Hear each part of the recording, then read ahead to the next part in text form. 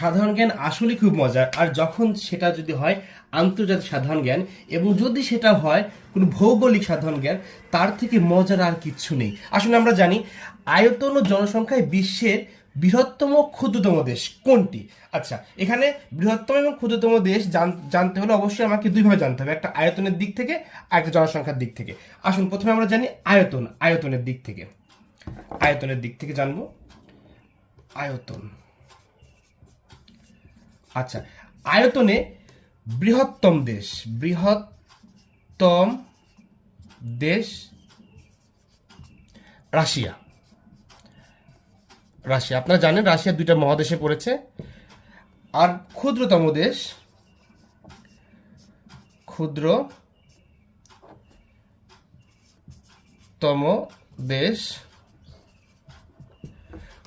দেশ Vatican city.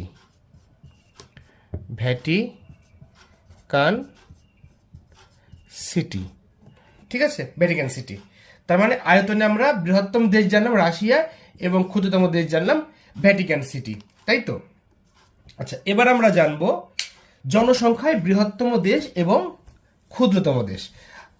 আপনারা হয়তো বুঝতে পেরেছেন, কারণ আয়তন আর জনসংখ্যা এক জিনিস না। একটা দেশের ভূখণ্ড যদি এটুকু জেনে রাখুন, একটা দেশের ভূখণ্ড ধরেন এত বড়, আরেকটা দেশের ভূখণ্ড এতটুকু।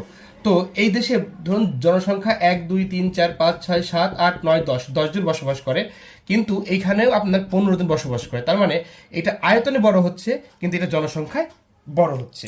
সুতরাং জনসংখ্যা এবং আয়তনে বৃহত্তম এক জিনিস না। এবার আমরা জানবো জনসংখ্যায় বৃহত্তম দেশ। জনসংখ্যায়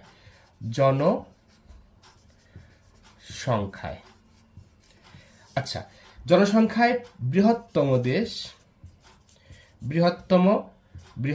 দেশ আপনি জানলে অবাক হবেন, জনসংখ্যায় বৃহত্তম দেশ কিছুদিন আগেও ছিল চীন। এবং আমরা জানি চীনের আয়তনের দিক থেকেও চীন অনেক বড় দিকে আছে, কিন্তু জনসংখ্যার দিক থেকে চীন মানে প্রথমে ছিল, কিন্তু চীনকে টপকে এখন বর্তমানে বিশ্বের সবচেয়ে বেশি জনসংখ্যার দেশ হচ্ছে ভারত। কোন দেশ? ভারত এখন বিশ্বের সবচেয়ে বেশি জনসংখ্যার দেশ, এবং অর্থাৎ বৃহত্তম দেশ ভারত। এবং ক্ষুদ্রতম দেশ আবার সে ভ্যাটিকান সিটি।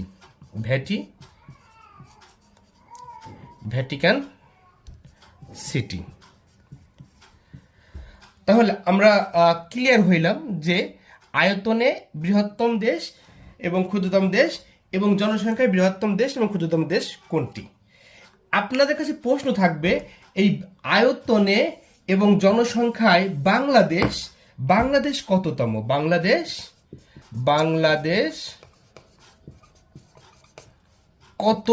বাংলাদেশ কততম? ঠিক আছে, অবশ্যই কমেন্টে জানাবেন এবং ভিডিওটা প্রচুর পরিমাণে শেয়ার করুন যেন সবাই জানতে পারে। ধন্যবাদ সবাইকে।